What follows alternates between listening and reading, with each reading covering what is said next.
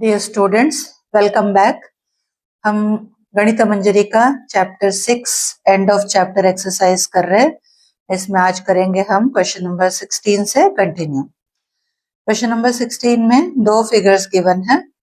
Part तो एक ही है बट दो फिगर्स गिवन है, तो इसको फर्स्ट पार्ट कंसीडर करेंगे, इसको सेकंड पार्ट। ओके, तो अब इसमें करना क्या है, इधर ही दिए है क्वेश्चन फिगर के नीचे, what fraction of the triangle is shaded.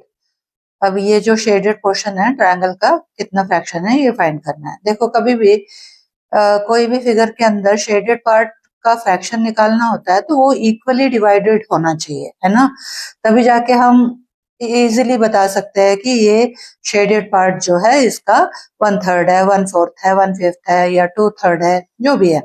But अब देखो, इधर ये अलग है, ये शेप अलग है, ये शेप अलग है, ट्रायंगल है बट अलग सा ट्रायंगल है, इधर अलग ट्रायंगल है। तो इन तीनों को तो हम एक साथ कंपेयर करके ये तो नहीं बोल सकते हैं कि 1/3 पोर्शन जो है वो शेडेड है। तो इसको कैसे करेंगे देखते हैं। इस क्वेश्चन में कुछ और भी गिवन है। देखो, ये 3 लाइंस दिए है, इधर यहाँ 3 लाइंस दिए है, इसका मतलब ये लेंथ जो है वो इक्वल है।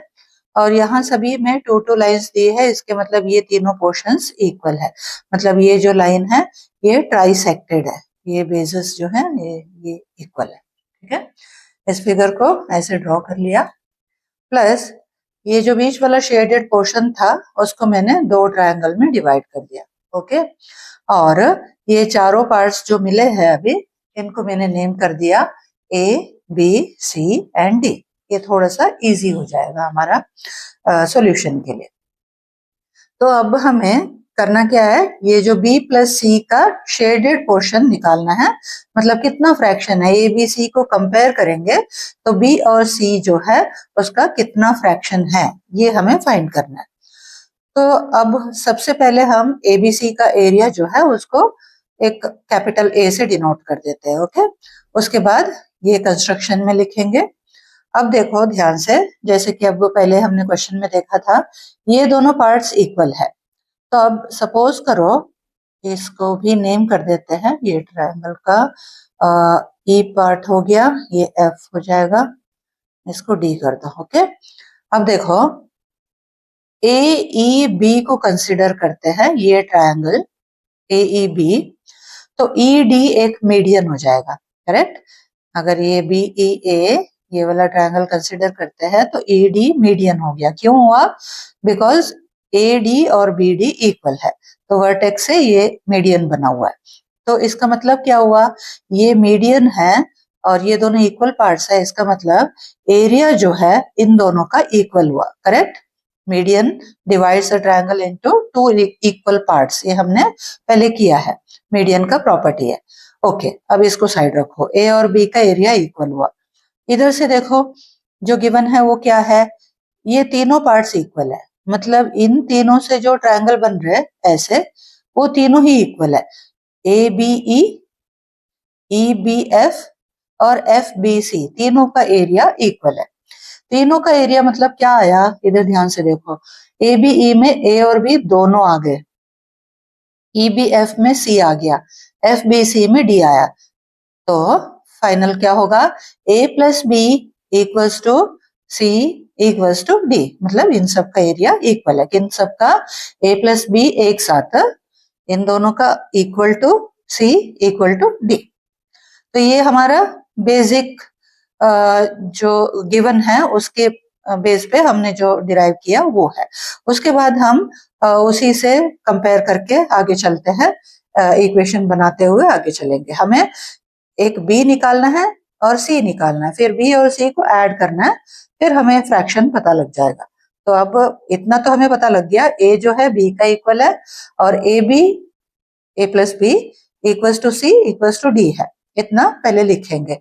सबसे पहले एरिया ऑफ ट्रायंगल एबीसी को हम डिनोट करते हैं कैपिटल ए से। ओके, तो लिखते हैं इसको, let the area of triangle A B C B capital A. और उसके बाद कंस्ट्रक्शन जो हमने किया वो भी लिखना पड़ेगा। Construction split the shaded part into two portions, B and C. Okay, अब इसको सॉल्व करना शुरू करते हैं। इधर से शुरू करेंगे, ट्रायंगल AEB से। DE, ये वाला DE is a median of triangle कौन सा है? AEB। AEB, इससे क्या प्रूव होगा? Area of A is equal to area of B, therefore area of A equals to area of B। चलो, ये हो गया इधर का। अब ये ट्रायंगल कंसिडर करते हैं, कौन सा? BEC को। BEC, ये दोनों इक्वल है ना, तो BF भी एक मीडियन हो गया। एक साथ तीनों नहीं करेंगे, एक एक करके कर लेंगे। ओके, C और D को पहले इक्वल कर लेते हैं। तो अब ट्रायंगल BEC कंसिडर करके BF को मीडियन लेते हैं, तो एरिया ऑफ C और D इक्वल हो जाएंगे। वही लिखते हैं, जैसे ये लिखे वैसे वो भी लिखते हैं। BF is a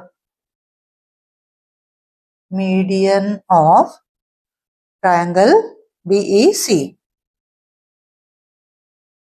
therefore C और D का एरिया इक्वल हो गया। एरिया ऑफ, इधर A और B का इक्वल हुआ था, इधर C is equal to area of D, ये दोनों इक्वल हो गए। राइट, अब देखो ये भी लिखेंगे। इस ट्रायंगल में ABF में BE मीडियन है। BE मीडियन है तो A प्लस B का एरिया C का इक्वल है। तो इन ट्रायंगल नहीं, ऐसे ही लिखते हैं जैसे पहले लिखे हैं। BE is the median of BE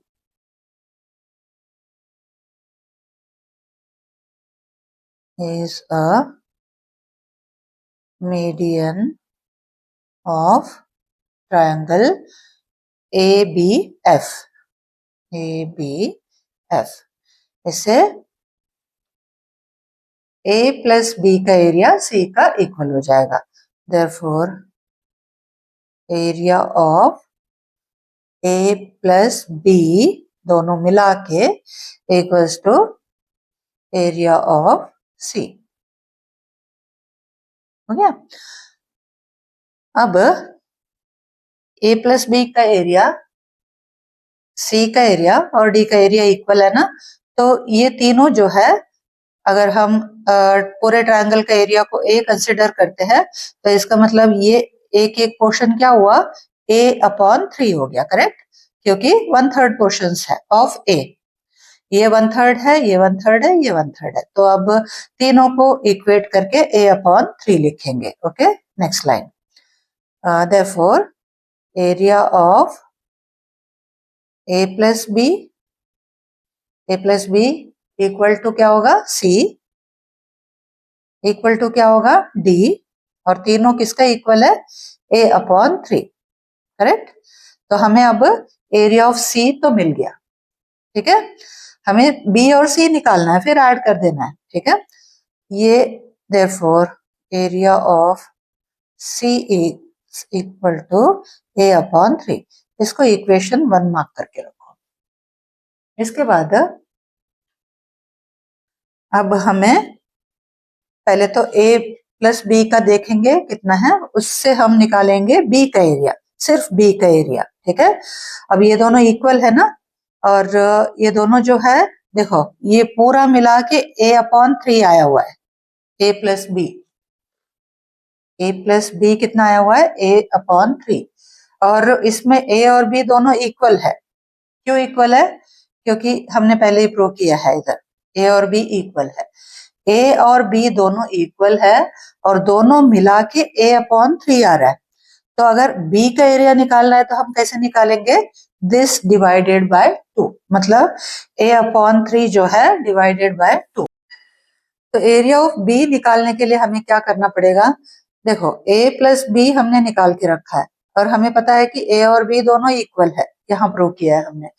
तो सिर्फ b निकालने के लिए a/3 को 2 से डिवाइड करना पड़ेगा, तो b आ जाएगा। c ऑलरेडी निकाल लिया है हमने, तो b और c को ऐड कर देंगे तो हमारा फ्रैक्शन जितना चाहिए वो हमें मिल जाएगा। ओके, तो अब हम करते हैं area of a equals to area of b, क्योंकि ये दोनों इक्वल है ना, ऑलरेडी हमने किया हुआ है। और ये कैसे निकलेगा, a/3 divided by 2, a/3 divided by 2 है। अब इसको कैसे करेंगे, a/3 multiplied by 1/2 which is equal to a/6। तो अब एरिया ऑफ b भी आ गया, लिखो इसको, area of b equals to a/6। इसको इक्वेशन 2 मार्क कर दो, हो गया। अब देखो 1 और 2 से b प्लस c का एरिया मिल जाएगा, निकालो area of b plus c equals to b का है a/6 और c का है a/3, कितना होगा 6 हो गया, a प्लस 2a, ये प्लस है, ओके 3a/6 इक्वल्स टू ये कट के a/2 आ गया। तो ये b प्लस c का एरिया, ठीक है, कितना आया, ये शेडेड है ना, b प्लस c मतलब क्या है, शेडेड है, तो ये कितना आया, एरिया ऑफ ट्रायंगल ABC का हाफ, ठीक है, आंसर मिल गया हमारा। तो अब हम लिखेंगे देयरफॉर, इसमें चाहिए तो इधर लिखो शेडेड रीजन,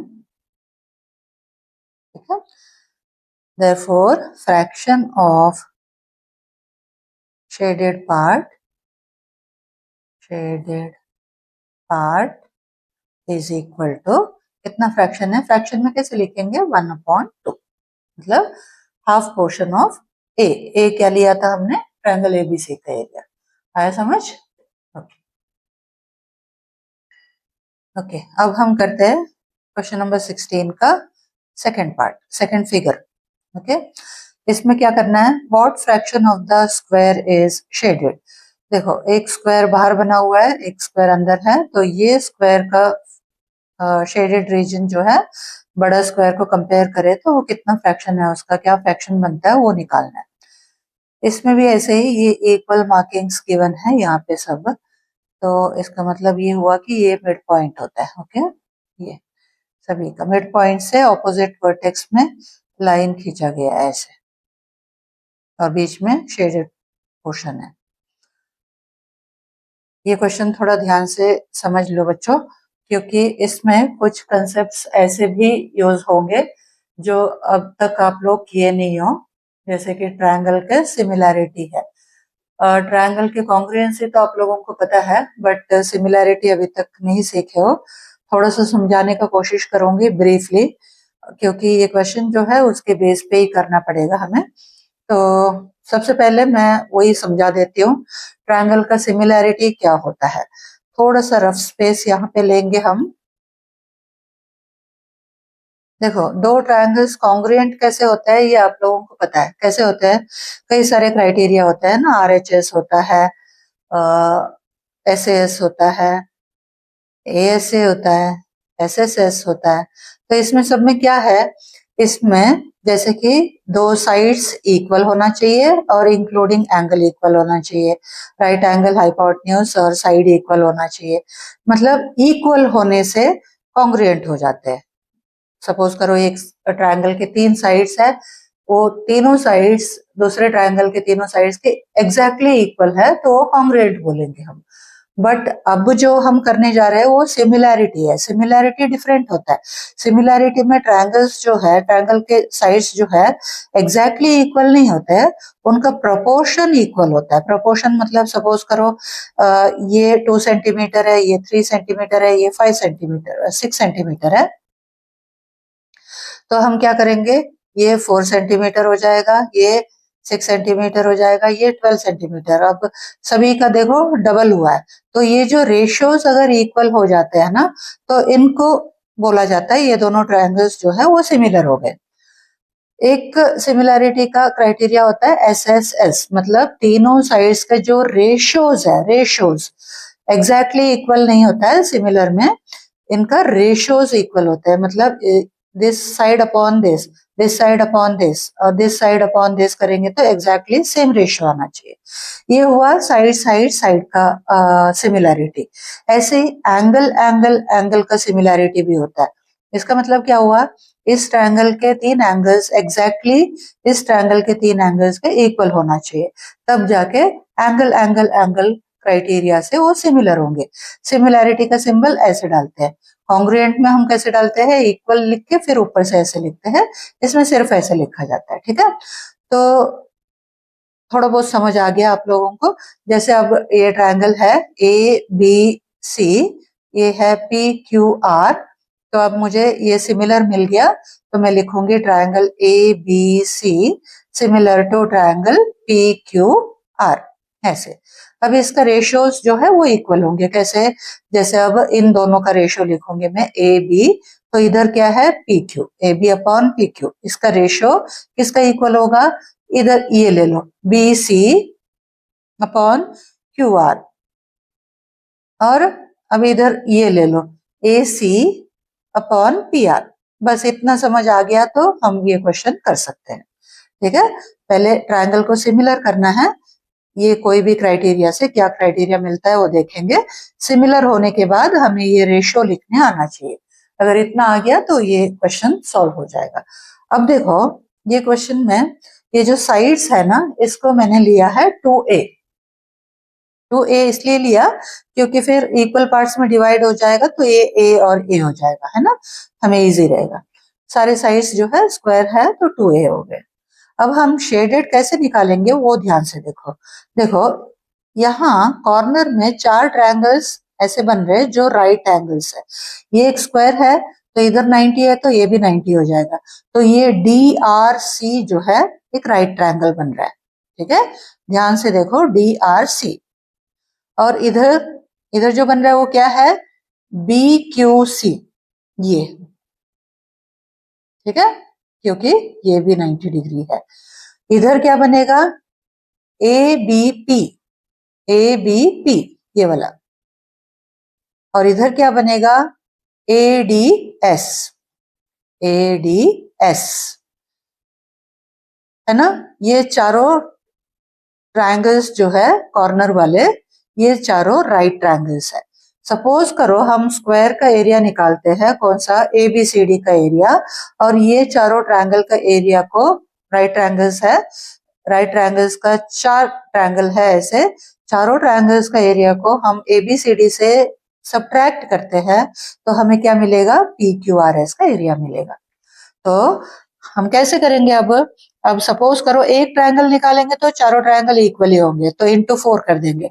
अब देखो राइट ट्रायंगल इधर से लेते हैं, एक का ट्राई करते हैं पहले। देखो ये एक राइट ट्रायंगल है, कौन सा, DRC।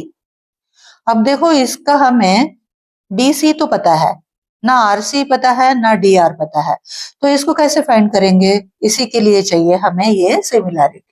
ओके, क्योंकि इस ट्रायंगल का एरिया निकालना है तो half into base into height करना है हमें। ये जो हमें पता है वो क्या है, हाइपोटेन्यूज है। क्यों, 90 का ऑपोजिट साइड है। हमें परपेंडिकुलर भी नहीं पता, बेस भी नहीं पता, जो दोनों ही चाहिए हमें एरिया निकालने के लिए। ऐसे ही इन तीनों में, बाकी तीनों में।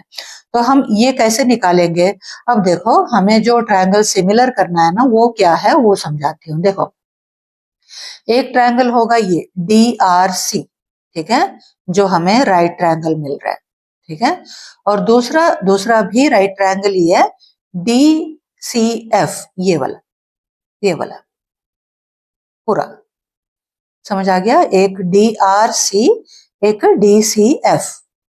तो इन दोनों ट्रायंगल को हम पहले सिमिलर करके लेते हैं। ठीक है, कैसे लिखेंगे, इन ट्रायंगल DRC, देखो लिखने का भी थोड़ा सा तरीका है इसमें, एंड ट्रायंगल, अब दूसरा ट्रायंगल थोड़ा ध्यान से लिखना पड़ेगा।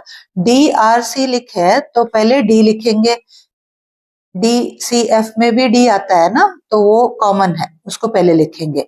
इधर आर क्या है, डी आर सी में 90 डिग्री है, तो डी सी एफ का 90 डिग्री का है, सी में है, तो सेकेंड एंगल हमें वही लिखना है, ऐसे नहीं कि कैसे भी नेम कर दो। फिर अब सी डी आर सी का थर्ड एंगल है, तो डी सी एफ का थर्ड एंगल कौन सा होगा, एफ बच गया। समझ आ गया, पहले जो कॉमन है वो लिख दिए, फिर दोनों का 90 डिग्री वाला लिख दिए, फिर जो थर्ड एंगल बचा वो लिख दिए। ठीक है, अब ये सिमिलर कैसे होगा वो देखो। देखो डी आर सी में एक 90 डिग्री है, डी सी एफ में भी एक 90 डिग्री है, तो एक एंगल मिल गया हमें। तीन एंगल से हो जाता है ना सिमिलैरिटी, तो एक एंगल इक्वल मिल गया दोनों में। ठीक है, और देखो ध्यान से, डी आर सी में एंगल डी है, डी सी एफ में भी एंगल डी है, तो कॉमन हो गया ना, दूसरा एंगल भी मिल गया। अब तीसरा एंगल का जरूरत नहीं है हमें, क्यों नहीं है, एंगल सम प्रॉपर्टी के अकॉर्डिंग अगर एक ट्रायंगल, दो ट्रायंगल्स में दो दो एंगल्स इक्वल है तो थर्ड एंगल ऑब्वियसली इक्वल होगा। क्यों, एंगल सम प्रॉपर्टी से 180 होना है, दो एंगल्स तो ऑलरेडी इक्वल हो गया, तो थर्ड एंगल इक्वल है, तो हमारा ये दोनों ट्रायंगल सिमिलर हो गए। समझ आ गया, अब लिख के दिखाती हूँ। देखो एंगल डी दोनों में है, कॉमन है, तो इसको कैसे लिखेंगे, angle D is equal to D common angle. Okay, next D R C का एंगल आर है और डी सी एफ का एंगल सी है, कितना है, 90 डिग्री है, और 90 डिग्री मिल गया, ये एक डी मिल गया। थर्ड एंगल ऑलवेज इक्वल ही होगा, एंगल इसका सी है, उसका एफ है। ठीक है, bye angle sum property, angle sum property. Therefore, triangle DRC is similar to triangle DCF by criteria भी लिख देंगे। Although ये इतना डिटेल में अभी लिखने की जरूरत नहीं है आप लोगों को, बट समझा दिया। ठीक है, सिमिलर हो गए, तो मैंने अभी रेशो लिखना सिखाया था, यहाँ पे रेशो कैसे लिखते हैं, अब इधर रेशो लिखेंगे इसके according, D are upon D C, D R DC equals to RC upon CF equals to DC upon DF। ये रेशियो बन गया, सिमिलर है इसलिए तीनों साइड्स का रेशियो जो है इक्वल हो गया। मैंने पहले समझाया था ना, सिमिलैरिटी में साइड्स का रेशियो इक्वल होता है, तो हमने वैसे अकॉर्डिंगली लिख दिया। अब देखो इसमें हमें क्या क्या पता है वो निकालते हैं। इसको सब्स्टिट्यूट करने से पहले एक बारी हम ये वाला ट्रायंगल का DCF में से ये जो DF का लेंथ है ना वो हम निकाल सकते हैं। क्यों, देखो DCF में DC पता है 2a, CF पता है a, तो DF निकाल सकते हैं ना, हाइपोटेन्यूज हो गया, तो ये निकाल के रखते हैं, वो इधर हमें सब्स्टिट्यूट करना होगा, तो ये पहले निकाल लेते हैं। ओके, इन राइट ट्रायंगल कौन सा, DCF, इससे हम DF निकालेंगे, इधर चाहिए होगा, देखो DF, in right triangle DCF using Pythagoras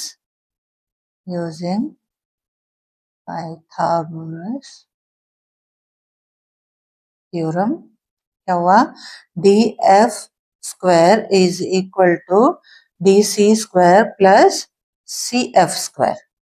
समझ आ गया, DF हम निकाल रहे हैं, DC कितना है, DC 2a है, 2a का होल स्क्वायर, CF कितना है, CF हमने 2a का हाफ लिया था, तो a हो गया, a का स्क्वायर इक्वल्स टू 2a का स्क्वायर कितना हो गया, 4a square plus a square equals to 5a square हो गया।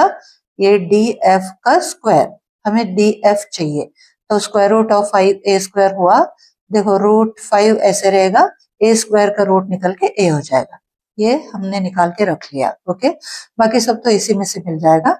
अब एक एक करके पुट करते चलते हैं। देखो dr हमें पता है, जो वैल्यूज पता है वो पुट करेंगे, आ जाएगा हमारा कैलकुलेशन करके। ठीक है, देखो dr पता है, नहीं पता उसको वैसे ही लिखो, dr, dc पता है, यस पता है, कितना है 2a इक्वल्स टू rc पता है, नहीं पता, rc नहीं पता, जो नहीं पता उसको एज इट इज लिखो।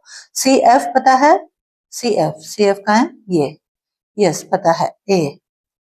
डी सी पता है, डी सी यस 2a। और डी एफ पता है अभी निकाले हैं कितना, √5a। बस ये सॉल्व कर दो, हमें डी आर और आर सी मिल जाएगा। ये दोनों मिल गया तो एरिया निकाल सकते हैं। ओके, अब देखो डी आर इधर है और आर सी इधर है, तो इन दोनों को इक्वेट करने से तो कुछ नहीं मिलेगा। हमें क्या करना पड़ेगा, एक बार ऐसे इक्वेट करना होगा, एक बार ऐसे इक्वेट करना होगा। तो पहले हम d are upon 2a is equal to 2a upon √5 करेंगे। ओके, तो d are upon 2a equals to 2a upon √5a। Cross multiply करो, d r is equal to कितना होगा, ये और ये मल्टीप्लाई होगा, ये डिवाइड होगा, तो 4a² अपॉन √5a। a से a कैंसिल हो गया तो आया 4a अपॉन √5 हो गया। अब ये और ये कंपेयर करेंगे, इधर ही लिख रही हूं मैं, R C upon a equals to 2a upon √5a। R C कितना होगा, ये और ये मल्टीप्लाई होके ये डिवाइड होगा, तो 2a² अपॉन √5a। a से a कैंसिल हो गया, 2a अपॉन √5। अब एक बार फिगर में देखते हैं, डी आर और आर सी हमने निकाला है ना, तो इधर देखो डी आर और आर सी, हमें यही चाहिए था ना इस ट्रायंगल का एरिया निकालने के लिए, डी आर सी का एरिया निकालना था हमें, क्योंकि ऐसे ही 4 ट्रायंगल्स है, एक एरिया निकल गया तो इंटू 4 कर देंगे, चारों ट्रायंगल्स का एरिया आ जाएगा। बस फिर स्क्वायर का एरिया में से खत्म करना है, उसको माइनस कर देना है। ठीक है, तो अब डी आर सी का एरिया के लिए जो परपेंडिकुलर चाहिए, जो बेस चाहिए हमें मिल चुका है, तो हम निकालेंगे अब area of D R C. Okay, area of D R C, area of triangle D R C equals to half into base into height. Right triangle है ये, हाफ इंटू बेस इसका क्या होगा, आर सी, हाइट क्या होगा, D R. Substitute कर दो, half into R C आया था हमारा sorry 2a upon √5, 2a upon √5, और डी आर कितना आया था, 4a upon √5, 4a upon √5 cancel क्या होगा, 2 और 2 होगा बस, और कुछ नहीं। तो क्या बचा, 4a² √5 इंटू √5 5। ये एक ट्रायंगल का एरिया आ गया। ऐसे अब 4 ट्रायंगल्स का, कॉर्नर ट्रायंगल्स का एरिया निकालना है हमें, तो 4 इंटू दिस करेंगे। ओके, तो लिखेंगे देयरफॉर एरिया ऑफ, ट्रायंगल्स का नेम मेंशन करना पड़ेगा, triangle D R C plus triangle, इधर देख लो फिगर में, B Q C plus B P A plus A S D equals to 4 into 4a² upon 5 equals to कितना आया, 16a² अपॉन 5। ये कॉर्नर ट्रायंगल्स हो गए। अब हमें क्या करना है, स्क्वायर का एरिया में से इसको माइनस करना है। ठीक है, देयरफॉर पहले स्क्वायर का एरिया निकालते हैं, area of square, area of square, side क्या लिया था हमने, 2a, तो साइड इंटू साइड होता है 2a का स्क्वायर हो गया, whole square, that is 4a²। अब लास्ट स्टेटमेंट लिखना है, देयरफॉर शेडेड फ्रैक्शन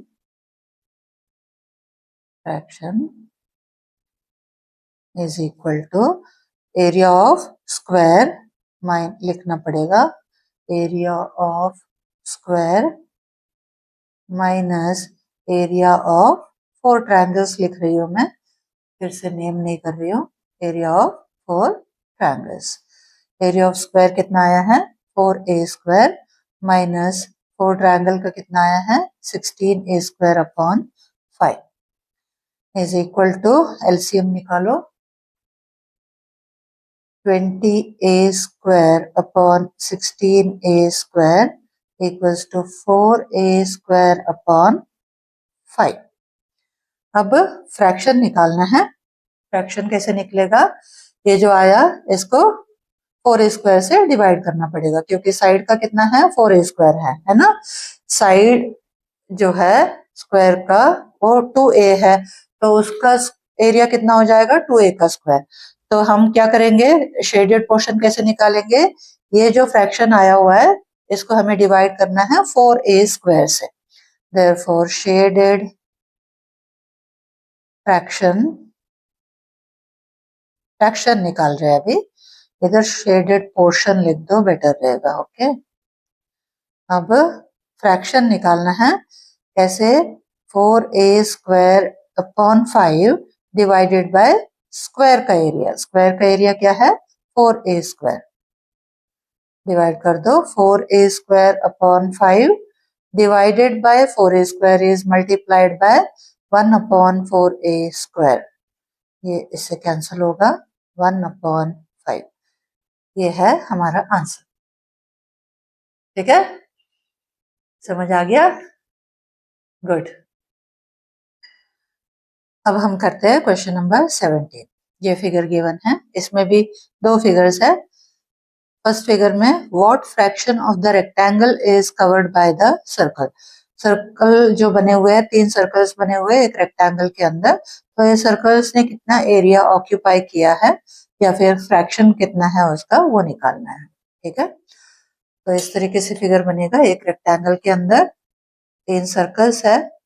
अब रेडियस गिवन नहीं है बट हम इसको एज्यूम करते हैं आर। तीनों वो है इक्वल है रेडियस इन तीनों का, तो ये आर आर ले लेते हैं। ओके, तो ऐसे में देखो आर हमने लिया रेडियस, तो इसका डायमीटर कितना हो जाएगा? इधर से इधर तक कितना हुआ 2r।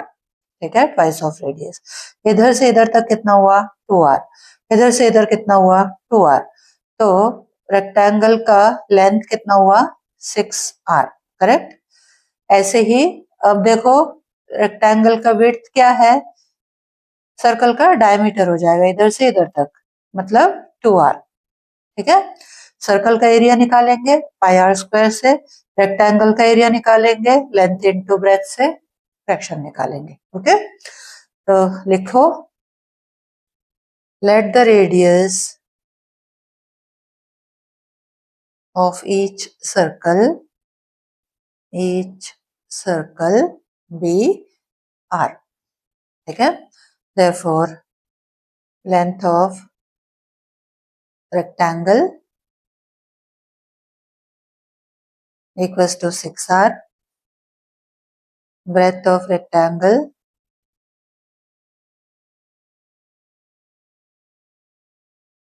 equals to 2r, therefore area of rectangle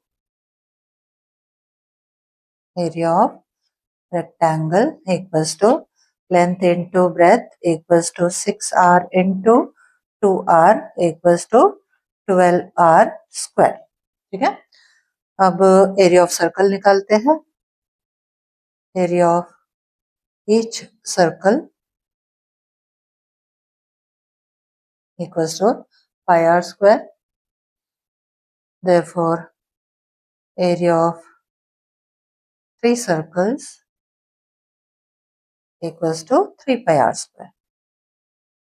fraction लिखते हैं अब। therefore fraction of the rectangle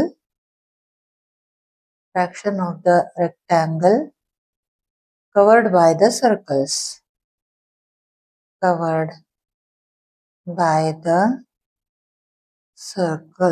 equals to 3 pi r square। ये सर्कल का है, ये रेक्टेंगल का है।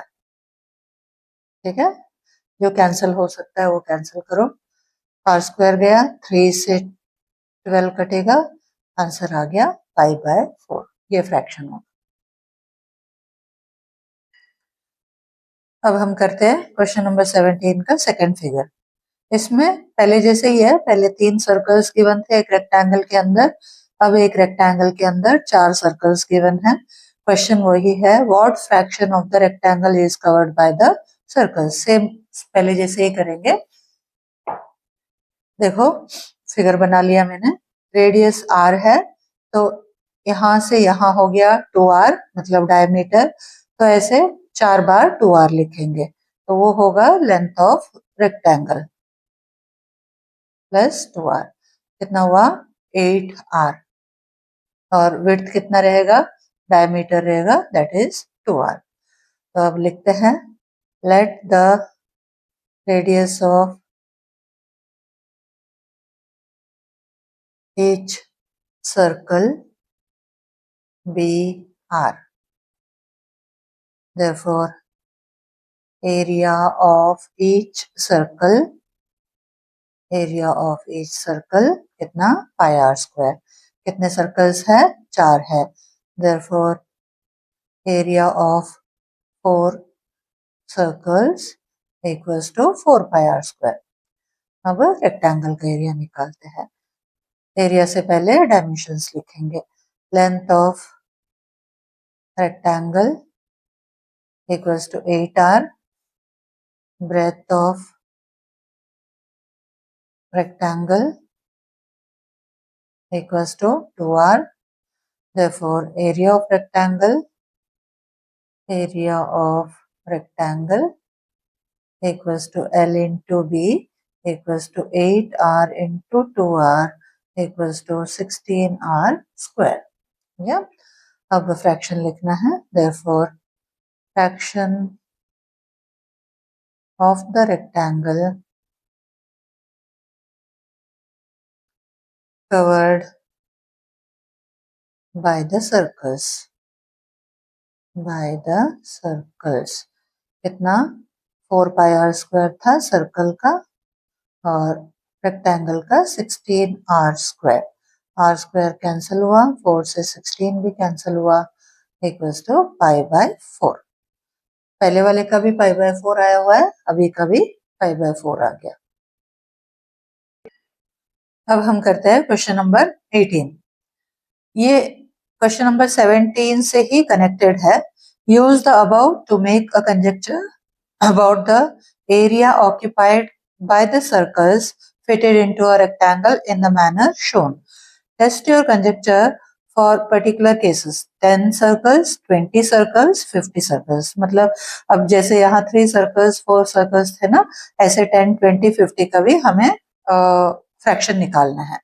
उसके बाद देन प्रूव योर कंजेक्चर, हमने जो फॉर्मूला यूज किया है उसको प्रूव करके भी दिखाना है। इसके लिए हमें पहले 2 में जो आंसर्स आए हैं ना उनको कैरी करना पड़ेगा इधर। 3 सर्कल्स थे तो क्या आंसर रेशियो क्या आया था, 4 सर्कल्स थे तो रेशियो क्या आया था या फ्रैक्शन क्या आया था, उसके बेसिस पे हम आगे 10 20 और 50 सर्कल्स का निकालेंगे। ठीक है, तो मैं यहाँ प्रीवियस क्वेश्चन से निकाल लेती हूँ। क्वेश्चन नंबर 17 में देखो, 17 का फर्स्ट पार्ट में 3 सर्कल्स थे, वहां पे 3 सर्कल्स मैं लिख देती हूँ यहाँ पे, उसका कंटिन्यूएशन है ये। तो 3 पाई r स्क्वायर बना था सर्कल का और रेक्टेंगल का बना था 12 r स्क्वायर। तो ये रेशियो देखो थोड़ा सा, ये 3 है तो ये 12 है, मतलब 4 टाइम्स है ना। ये फिर कट के हमारा आंसर आया था पाई बाय 4। वैसे ही जब 4 सर्कल्स वाला हमने किया था तो उसमें क्या आया आंसर, 4 पाई r स्क्वायर, मतलब 4 सर्कल है तो 4 पाई r स्क्वायर, और इसका 4 टाइम्स मतलब 16 r स्क्वायर ये आया था। तो ये भी कट के फिर पाई बाय 4 बन गया। ऐसे ही सपोज करो अब 10 सर्कल्स है, क्वेश्चन नंबर 18 का कर रहे हैं अभी। 10 सर्कल है, 10 सर्कल्स है तो क्या बनेगा, ऊपर 10 पाई r स्क्वायर बनेगा और नीचे इसका 4 टाइम्स, करेक्ट 40 हो गया। तो कट के अब ये कटेगा तो क्या बचा, पाई बाय 4। सब में एक जैसा आंसर आ रहा है। नेक्स्ट क्वेश्चन में क्या पूछे थे, 20 सर्कल्स, 20 सर्कल्स का भी वही आएगा, 20 पाई r स्क्वायर और इसका 4 टाइम्स मतलब 80 r square equals to pi by 4। और एक दिए थे 50 सर्कल्स, करेक्ट, तो 50 circles equals to 50 pi r square और 50 का 4 times that is 200r² equals to ये भी π/4। तो सारे जो है रेशियो फ्रैक्शन जो है वो π/4 आ रहा है। तो इसके लिए हम कंजक्चर जो यूज करेंगे वो क्या लिखेंगे, fraction of the rectangle occupied by the circle is π/4। Therefore conjecture used is fraction of the rectangle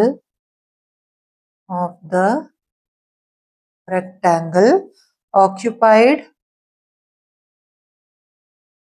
by the circles, चाहे वो जितने मर्जी सर्कल्स हो, is equal to π/4, चाहे वो 3 सर्कल हो, 4 हो, 10 हो, 20 हो या 50 हो। तो ये कंजक्चर हो गया। बट अभी क्वेश्चन में आगे भी बोल रहे हैं उसको प्रूव भी करके दिखाना है हमें, तो हम इसका प्रूफ लिखेंगे। अब n नंबर ऑफ सर्कल्स को लेके करेंगे, ठीक है। तो लिखेंगे each circle has, proper proof देना है। रेडियस कितना लिए थे हम, 8।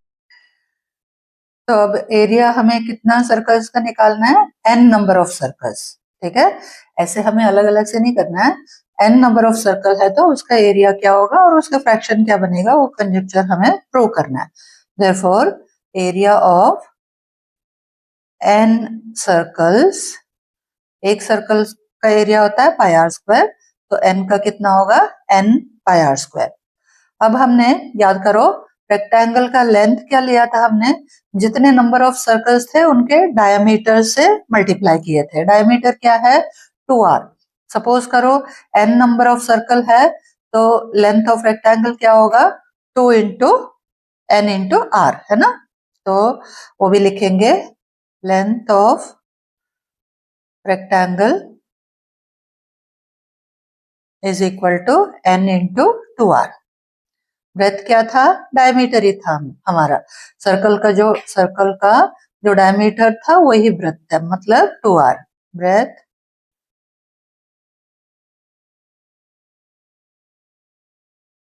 Of rectangle equals to 2r।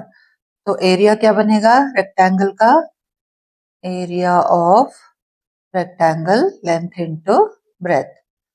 Length है 2 इंटू n इंटू r और ब्रेथ है 2r। टोटल कितना हुआ, 4 या n नंबर ऑफ 4r², इतना आया। ओके, अब फ्रैक्शन लिखो। Fraction of rectangle covered by the circles,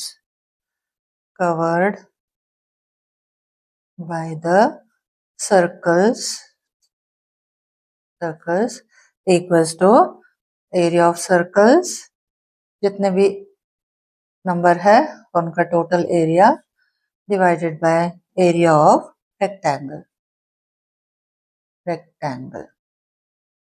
circles का एरिया हमने क्या निकाल के रखा है, n πr², और एरिया ऑफ रेक्टेंगल क्या निकाला, n 4r²।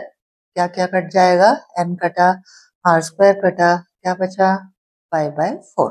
हमारा कंजक्चर प्रूव हो गया, करेक्ट, गुड। ओके, यहाँ खत्म होता है क्वेश्चन नंबर 18। अब आगे कंटिन्यू करेंगे नेक्स्ट वीडियो में। Okay, thank you.